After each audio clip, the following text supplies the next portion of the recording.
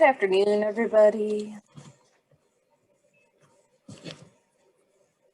All right, so we're going to give just a minute or two for people to sign on, and then we'll go ahead and get started. Today I have just like a teeny bit to cover in our lecture, and then we will watch an episode of a show. It's called Detroit 187. It was only on for one season, so but it illustrates a lot of the stuff we're going to talk about. So. And then we'll do a group assignment. And if the group assignment bleeds over into Tuesday, that is okay. I'm very flexible. Alrighty, go ahead and pull up my participants list here so I can give y'all credit for being here.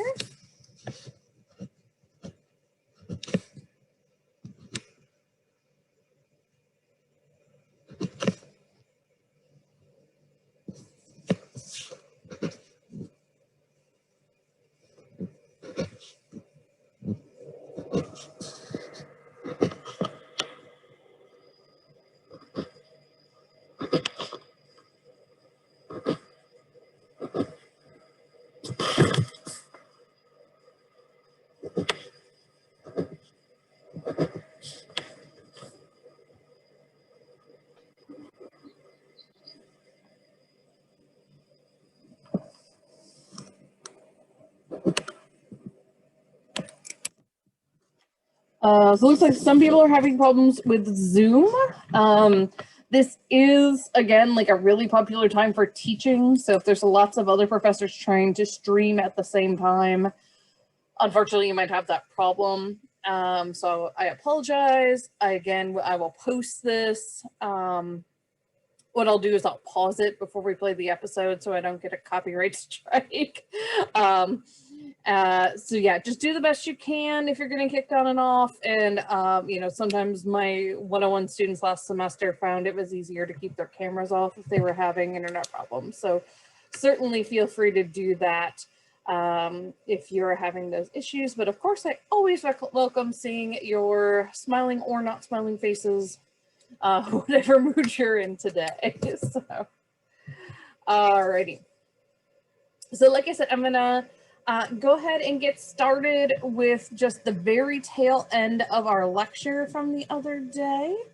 So I'm actually just going to not even put it in display mode because we've got 2 slides left. So it's just easier to do it this way.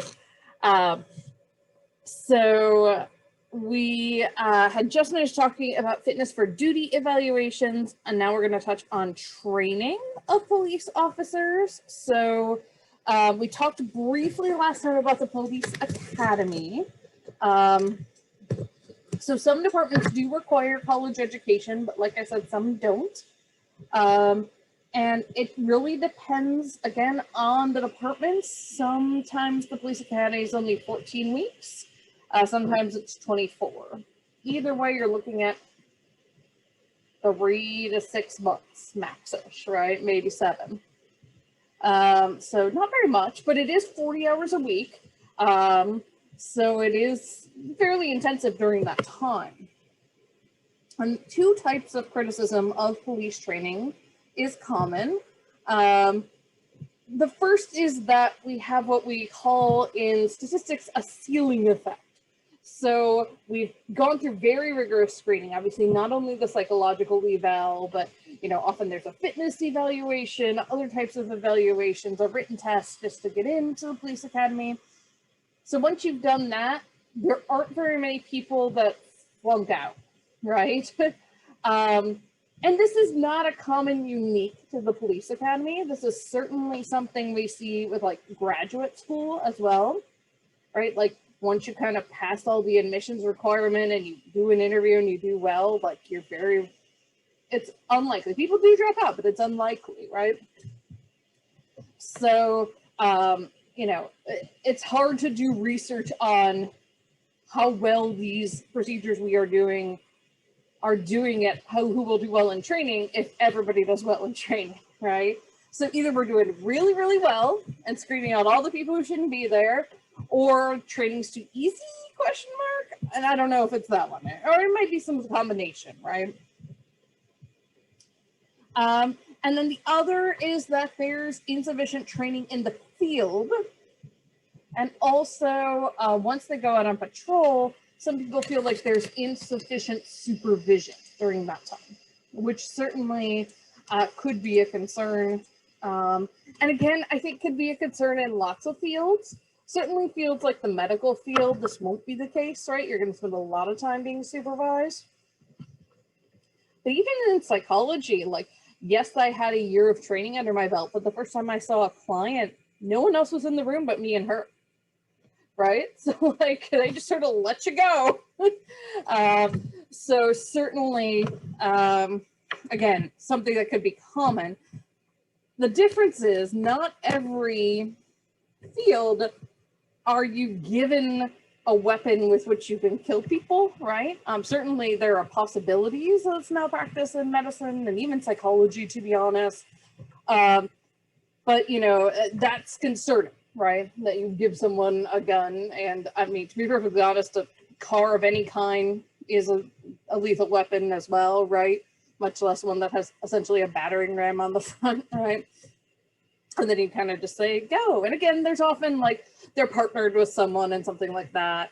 But, you know, people argue that they should have a lot more supervision at first. They also have ongoing trainings. And again, this is common across a lot of different fields. So in psychology, were I to be licensed, I would have to do continuing education throughout my career to maintain that license. I mean, I do it anyway, I just don't get credit for it, but it also usually means I don't have to pay for it. So I'll take it. Or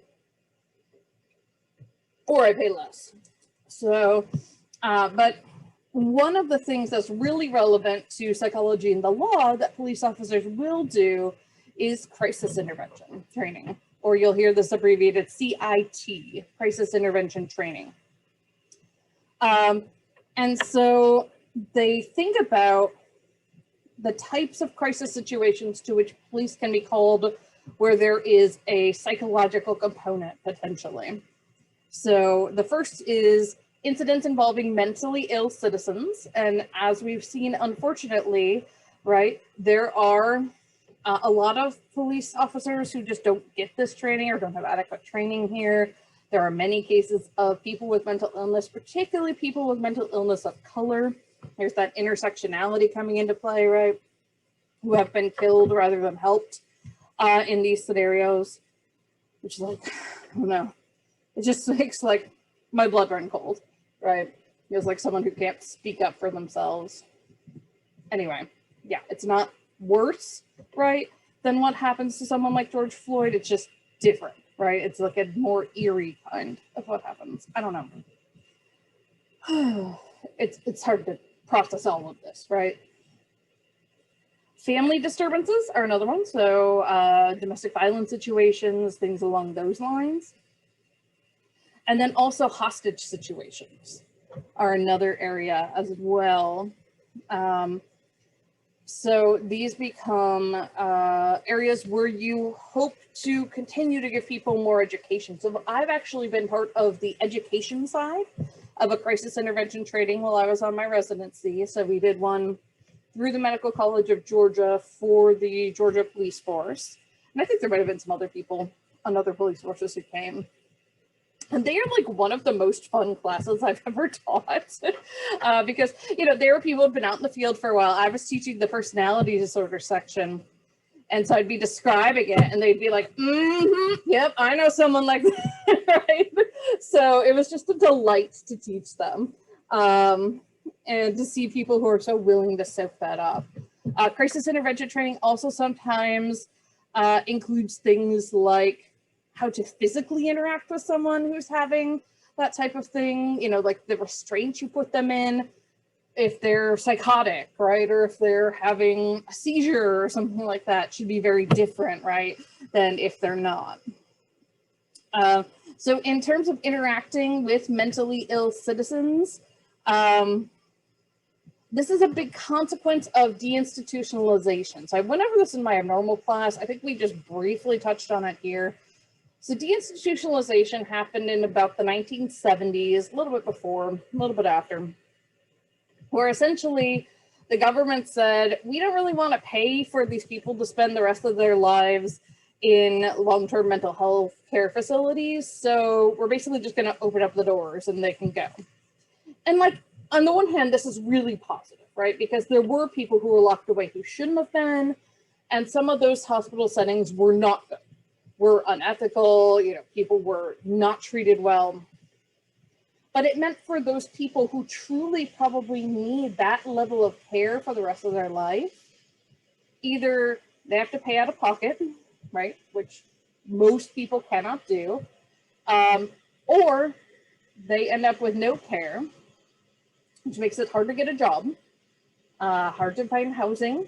And so there's actually a lot of crisis around people who are homeless who are also mentally ill, right? And that's certainly not everyone who's homeless, but for a small percentage of the population, homelessness results from the fact that because of their mental illness, they're unable to maintain steady work, right?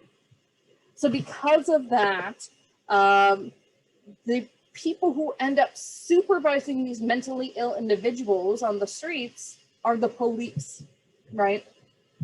And so this is why a lot of people have been arguing in the call to defund the police, which I think was problematic language just because it wasn't 100% accurate for what they wanted to do, right? They sort of wanted to redistribute the funds for the police, and it caused a lot of alienation and people to sort of write it off when it's a really good idea.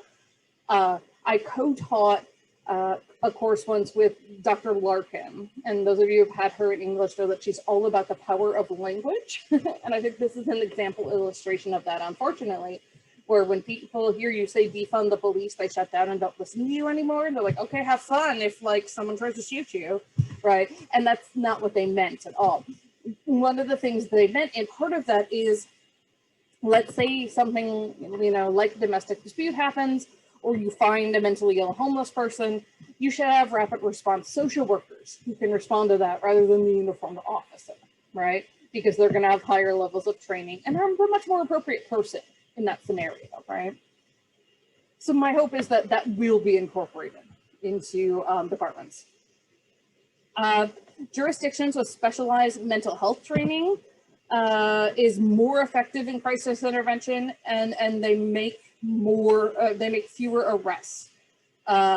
So if your jurisdiction has done CIT, the people who have mental illness in your jurisdiction are less likely to just get arrested because they're on the streets. Instead, they would be directed to the proper resources. And there are a large proportion of individuals incarcerated in the US with mental health problems. About 56% of those in state prisons, 45% of federal inmates, and 64% of those in jails have some sort of mental illness issue. And I don't know how much you all follow local news, but the prison in Chesapeake has had a lot of problems related to this. Suicides by prisoners and things along those lines, because they weren't giving them adequate mental health care. So there's also the idea that instead of, arresting them, you could do something like a jail diversion program, where mentally ill individuals who have been arrested and jailed are just instead released under supervision to the community. All right, so some relevant topics here that, again, get at this interaction between psychology and the law. So one is those domestic disturbances. There are many myths with regard to family violence that we need to dispel. So the first myth is that family violence is rare. About 14% of the kids in the US are abused within their families each year, and the lifetime prevalence of spousal abuse may be as high as 50% of couples, depending on how you look at the data. So the idea that this is super rare, unfortunately, is not the case. Another myth is that family violence is only committed by people with mental illness or people who are somehow sick in the head. Not true. It happens in all sorts of situations. That family violence is confined, there we go, to people who live in impoverished neighborhoods, who are of lower socioeconomic status. No, You can see people with mansions who abuse their spouses, right? The idea is that people who are abused might like being hit, otherwise they would just leave. No, right? I'm sorry that I hit like with that one. So a couple years ago, there was a hashtag that went around. It was why I stayed, and you would also see it as why she stayed. So this might still be around if anyone does want to look into these hashtags. And the reasons that people stay in domestically abusive relationships is oftentimes that it's not safe for them to leave. You're actually most likely to be killed in an abusive relationship when you try to leave. Some of them have no financial independence on purpose on the part of the abuser, right? There are very few people in this world who are just outright masochists, right? And then and another like sidebar of this is that women are as likely as men to be violent towards their partners. Just typically with women, it's less severe, although it certainly doesn't have to be. And so alcohol and drug abuse being the real causes of violence, certainly they can exacerbate it. But, you know, one of my friends in college had this thing he would say that I like still buy to this day, which is like, you don't do anything when you're drunk or high, you don't want to do when you're sober, right? So you have to be a certain kind of person, even under the influence of a substance, to abuse someone. And so researchers have really questioned the value of arrest as a deterrent to spousal abuse. You know, if the spouse is trying to get their spouse arrested, in most municipalities, the police have to come to the house and ask the abused person, are you willing to press charges against this person? While the other person is right there, while their abuser is right there, right? So my friend who is the police officer says that, you know, a lot of times they can't do anything, right? And even if you arrest that person once they're released, they unfortunately typically go back and just abuse that partner again. All right, brief note about hostage negotiation here. So there are different psychological dynamics and techniques for resolutions of hostage situation, depending on who the hostage taker is, who's this person who has taken a hostage. So you might have someone who is suffering from a mental disorder and or is experiencing serious personal problems, okay? And so in that case, right, you are going to approach it really differently than if it's someone who just got trapped while they were committing a crime, like a bank robber, right, who has hostages. A common one a lot of people don't think about is inmates who capture prison guards or take other inmates hostage. That's like more common than you think. And then the one I think we tend to think the most about in this day and age is terrorists, right? Particularly when you think of foreign terrorists and people who catch military members or tourists in other foreign countries, but certainly domestic terrorists as well. So when police do go to negotiate for hostage release, they make contact with the hostage takers, and if they're successful, they do it in as non-threatening a manner as possible. And then you have to maintain communication. That's the biggest thing. You try to isolate the hostage takers from the outside communication so that they essentially develop dependency on that negotiator. That is the person they have to go through, so they're much more likely to sort of bargain at that point. And then the negotiator tries to reduce the hostage taker's fear and tension, so they're more willing to be reasonable. And in many hostage situations, we will see a strong sense of psychological togetherness and mutual dependency develop between the hostage and the hostage taker or the kidnapper. And you might have heard this referred to as Stockholm Syndrome before. It's a real thing. And actually, I have in my notes to pause there and to watch the episode of the show. So let's go ahead and do that, and then we'll come back to these ideas about police stress. So let me stop my share so that I can do a new one here. Alrighty. pull up the window. I have it all ready to roll. So all I got to do is share it with y'all. So again, this is a show called Detroit 187. This was on for a season. That was it. I watched it and liked it because I'm from Detroit originally, at least the Detroit area. I'm from the suburbs. And I think it's pretty interesting. So I am going to put it over on this screen just so I don't have to turn my head